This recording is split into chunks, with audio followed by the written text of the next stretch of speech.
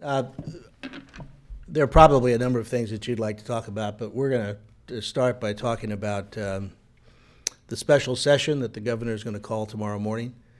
He informed me on Monday that he was going to delay it a day. He originally had planned to do it today, but he wanted to delay one day in order to allow for the election results to absorb. He told me he was going to have four specific areas, and one of which was the budget deficit. And in my view, he may have cast it too overly broad. It seems to me that now with an $11.2 billion deficit for this fiscal year, not doing anything other than the budget would seem to be a very reasonable strategy.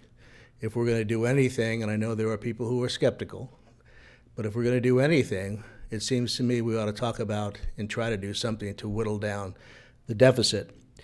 There's been a lot of emphasis on economic stimulus. I think it's important, has its role, has its place. But the fact is that nothing that we do to stimulate the economy will have any immediate effect on the deficit. And if we, in fact, don't take care of that deficit in some manner or form, a lot of the bonds that we hope to sell to stimulate California's economy may not sell.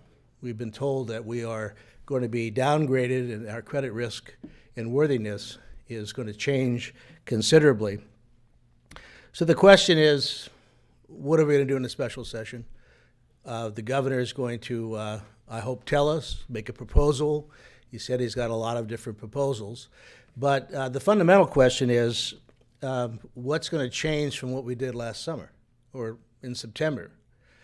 And it seems to me that there were really only two issues right now: cuts and taxes.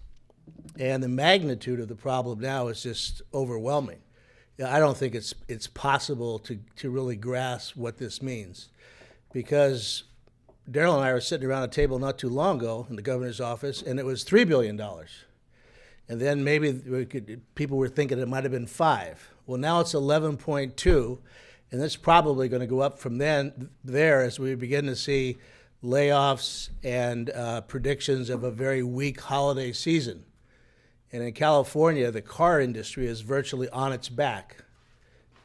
In the country, 19% down. In the state of California, 33% down. So things are not going to get better before they get worse. We cannot cut our way out of it. We've cut $10 billion out of the budget already this year. There may be elasticity in that budget, but not that much. Just on the order of magnitude, the deficit for this year is larger than the entire corrections budget for the whole year. And if you factor in other things like public education, things that we have, higher education, things that we have some control over, you'd have to shut every prison in California down to balance your budget, and then you wouldn't even be quite there. So unless the governor is going to come up with a plan that balances taxes with cuts, I don't know, by how much can he do this? I think we're going to look at two specific things in terms of taxes: the restoration of the vehicle license fee, which has taken $6 billion annually out of our budget, and the oil severance tax or oil depletion tax, which is about $1 billion. California is the only oil-producing state that doesn't apply that tax. But even taken together, that's a long way from where we need to go. So that will be where we're going to focus our attention. And I'm sure the governor will have some of his own ideas. It will come down to this: do we have the political will to take seriously the condition that we're in, recognizing that this is not only a California problem, but a global problem, that this country had an election yesterday where people are very hopeful that tomorrow will be better than the last 8 years. But it's not going to happen overnight. And we have to do what we can in California to provide for the services that we are responsible for to our residents. So I'm going to ask the governor to do one thing, and one thing in particular: call a big five every single day. Every day we should meet, and let's see, we'll know pretty early on whether this is going to be taken seriously by our Republican colleagues or not. And by seriously, I mean solving the problem. You cannot have a negotiation if there are certain things that you are unwilling to negotiate. I've said it before, I'll say it again. If I go to a marriage counselor and I say I'll talk about anything but my temper, what kind of a deal is that? You either talk about everything or you talk about nothing. And so the question will come down to, can the governor motivate his members in the legislature to do the kinds of things that we believe are going to have to get done? It won't be easy, it won't be pretty, and everybody's going to feel some pain. With regard to economic stimulus, I would suggest one thing. It's easy for me to say, I'm 2 weeks away from being a critic like y'all. I would rather relax the rules and regulations that affect business in this state than to lay off a single teacher. So if it's any question about where my values are, we should not be eating our seed corn. We should not be taking away from the very things that we're going to need to rebuild this state economy and this national economy. Darrell? I got here a little late. Did you mention 11.2. Pardon, 11.2? Yeah. Is that by when? By when? And is that a 1 year or 2 year? That's this year. 11.2 current And they year? figure, 13 maybe next. Wow. There's a governor. Oh yeah, we would never quote.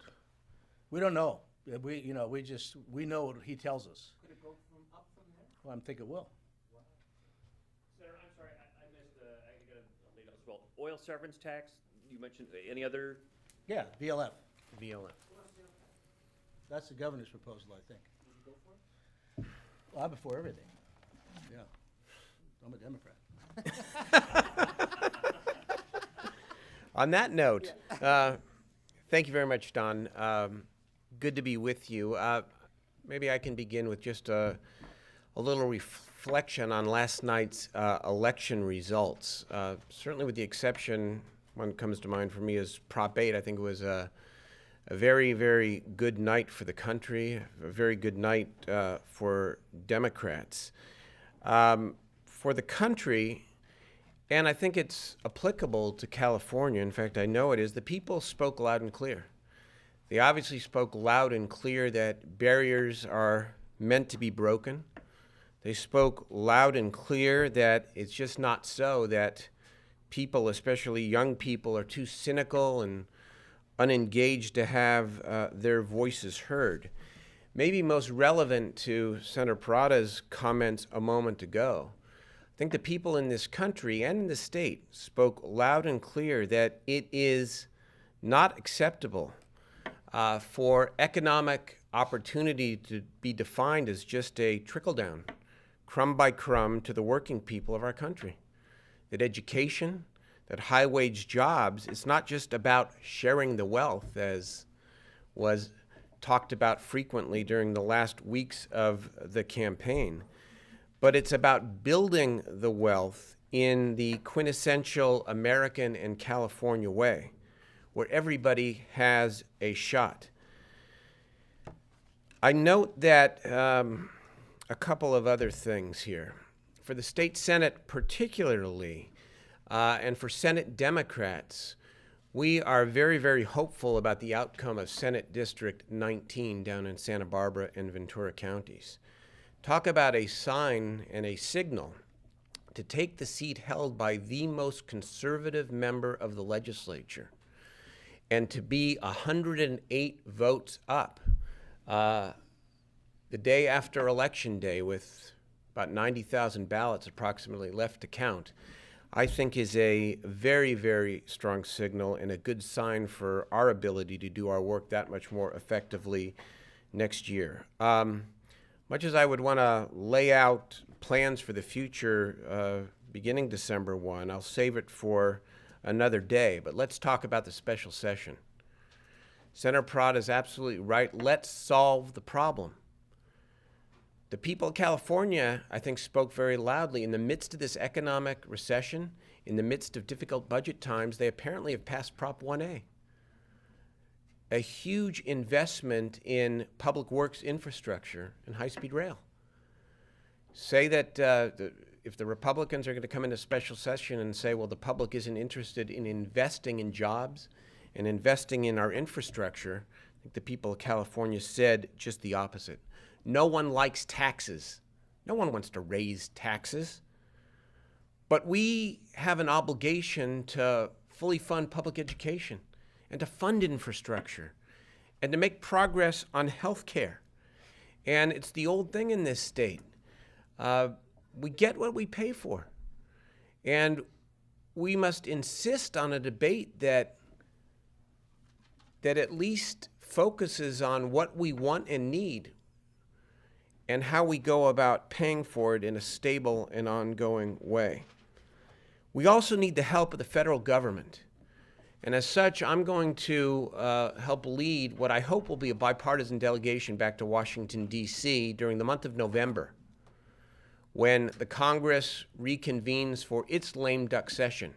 Because we need to make sure that that economic stimulus package is centered on helping states like California weather these very difficult times. We need the federal government's assistance and partnership in helping us maintain the social safety net, in investing in health care, in discretionary grants so that we can get through these very, very difficult times. These are difficult times, but people expect us to do our jobs with a sense of confidence and with the commitment that we are going to solve their problems. That's why they hired us, with a little bit of cooperation from the other side, a little bit of stretch from the other side.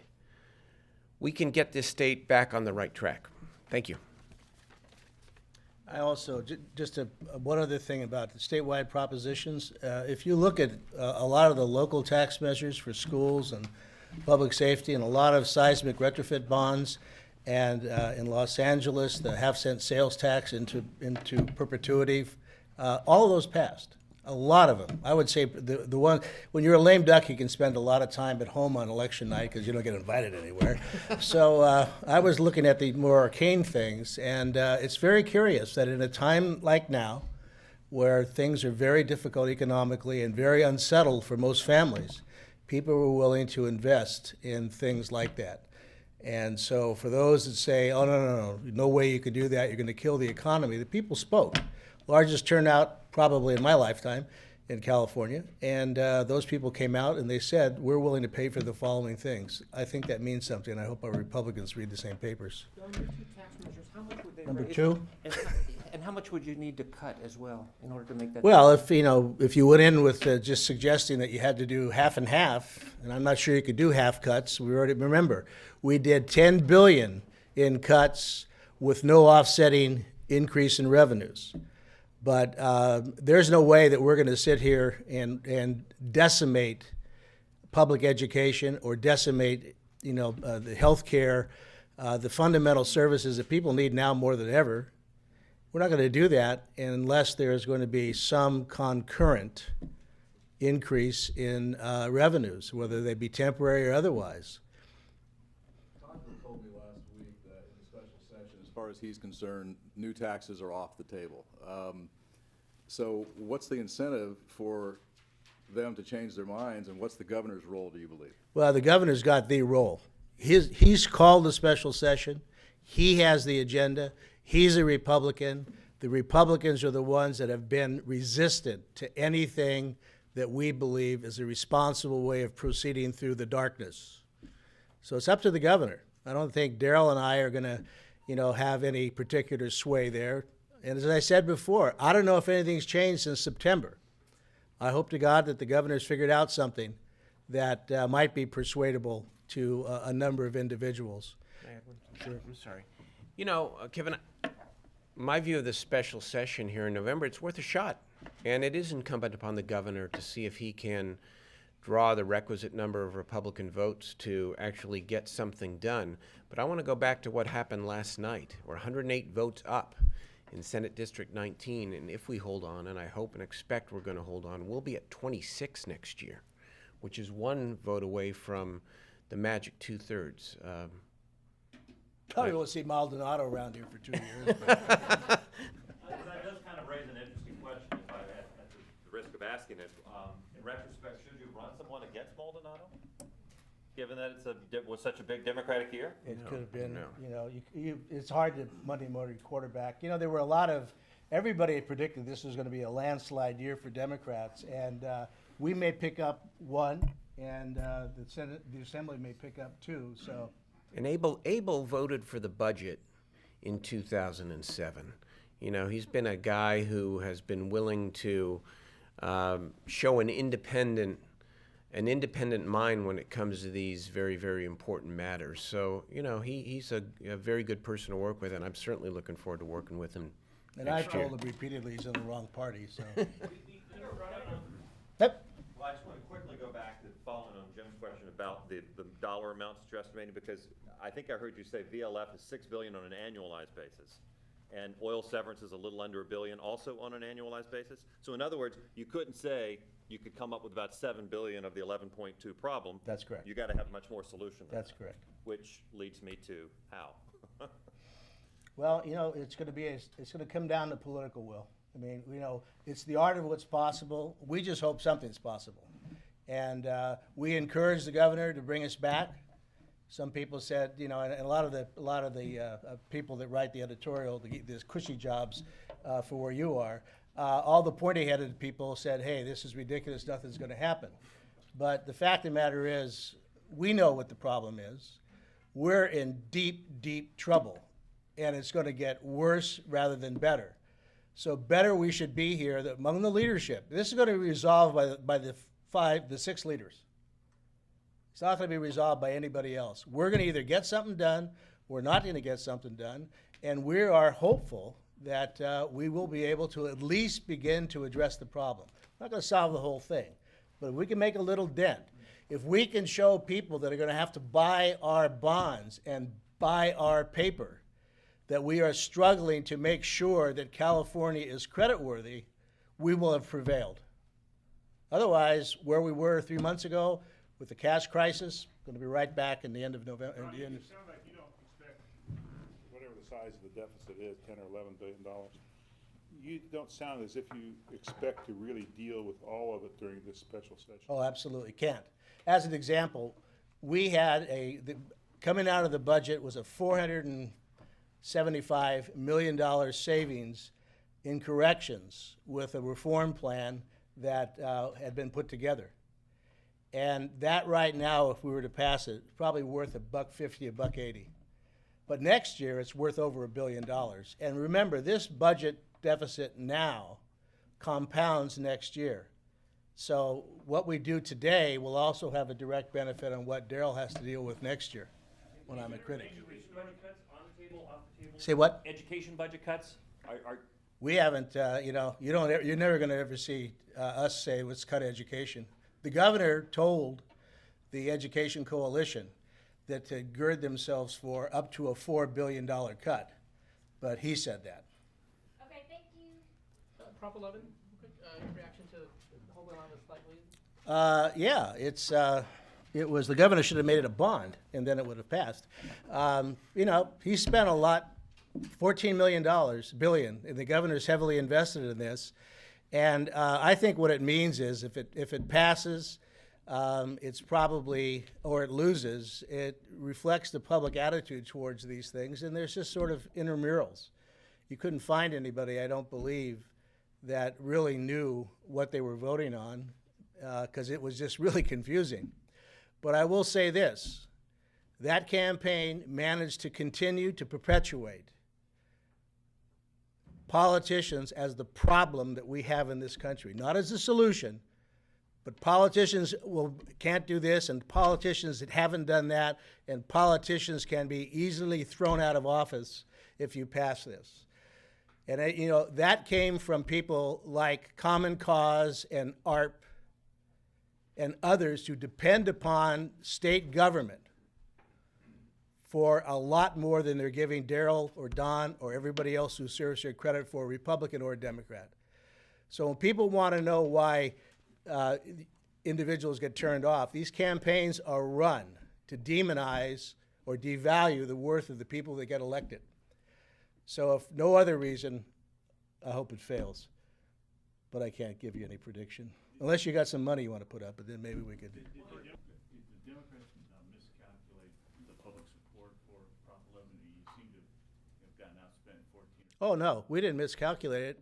Candidly, we couldn't get anybody interested. One of the things about term limits that happens is that most people, Darrell will be one of the few people affected by redistricting. Congress was excluded intentionally to prevent them from coming in with their firepower. So, this was the first time, I've done these campaigns 6 times. This is the first time when it was hard to get a pulse. It really was. People just don't see it. You've got to be in this business for a while to understand how power shifts and power moves. And when you take a heavily Democratic state as this one, and you create a redistricting system that basically gives the other guys as much power as you have, even though they haven't earned it the old-fashioned way, there's something wrong. But you know that after years and years and years of this, and it's just one of the byproducts of and maybe this is going to turn out to be a wonderful thing.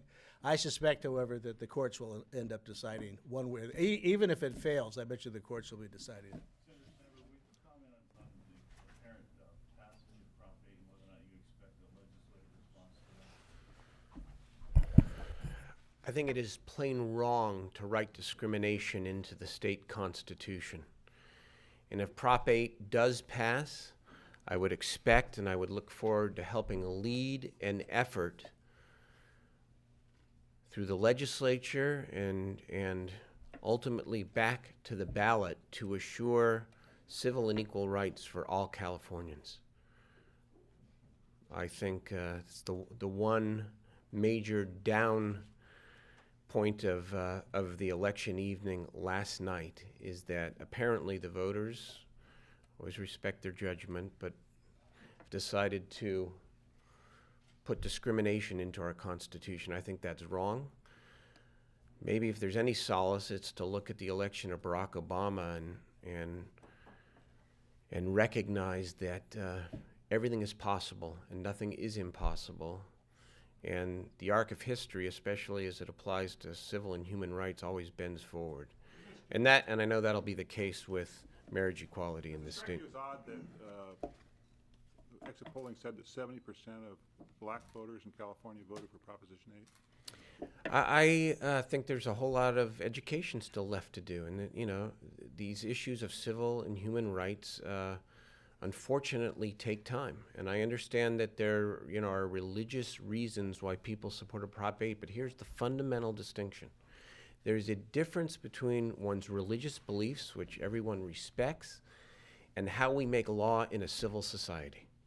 And how we make law in a civil society is different than what people practice when it comes to their own religious beliefs. No one should be the victim of discrimination when it comes to civil society. There's a talk That's what's about wrong, I think. a court challenge to this measure Yeah. based on the theory that this is a revision and not an amendment, and therefore cannot be passed by the voters via an issue. Do you have any comment on that? Well, I'm sure the finest civil rights lawyers in the state and the country will be looking at every and all option, and I'd support them 100%. Thank you. By the way,